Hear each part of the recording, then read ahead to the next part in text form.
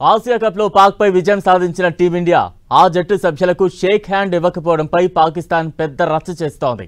అసలు క్రీడా స్ఫూర్తికి విరుద్ధంగా టీమిండియా బిహేవ్ చేసిందని గగ్గోలు పెడుతోంది. మ్యాచ్ రిఫరీని సస్పెండ్ చేయాలంటూ డిమాండ్ చేస్తోంది.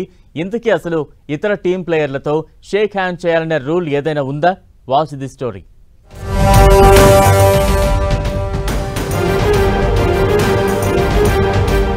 నో హ్యాండ్ షేక్ అయిన ఇంటర్నెట్. ఆసియా కప్ లో టీమిండియా ప్రవర్తనపై పాక్ గగ్గోలు.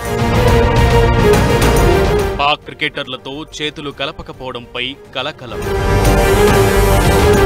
అదేం పెద్ద రూల్ కాదంటూ లైట్ తీసుకున్న బీసీసీఐ. ఆసియా కప్ లో పాకిస్తాన్ పై విజయం సాధించిన టీమిండియా ఆటగాళ్లు నేరుగా డ్రెస్సింగ్ రూమ్ కి వెళ్లిపోవడంపై కలకలం రేగుతోంది. పాకిస్తాన్ ఆటగాళ్లతో కరచాలనం చేయకపోవడంపై పీసీబీ నిరసన తెలియజేసింది. ఇలా చేయడం క్రీడా స్ఫూర్తికి విరుద్ధమంటూ పాకిస్తాన్ క్రికెట్ కంట్రోల్ బోర్డు గగ్గోలు పెట్టింది. అయితే దాన్ని బీసీసీఐ లైట్ తీసుకుంది. అలా చేయాలని రూలేం లేదని తేల్చేసింది.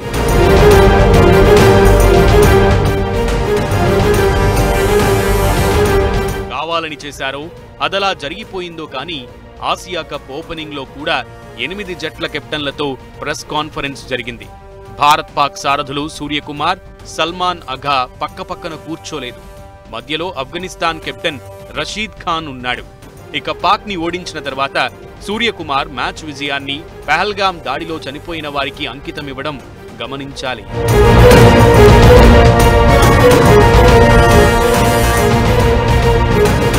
మరోవైపు భారత్ పాక్ మ్యాచ్ కు రిఫరీగా వ్యవహరించిన యాండీ పైక్రాఫ్ట్ ను ఆసియా కప్ నుంచి వెంటనే తొలగించాలని పాక్ క్రికెట్ బోర్డు డిమాండ్ చేసింది.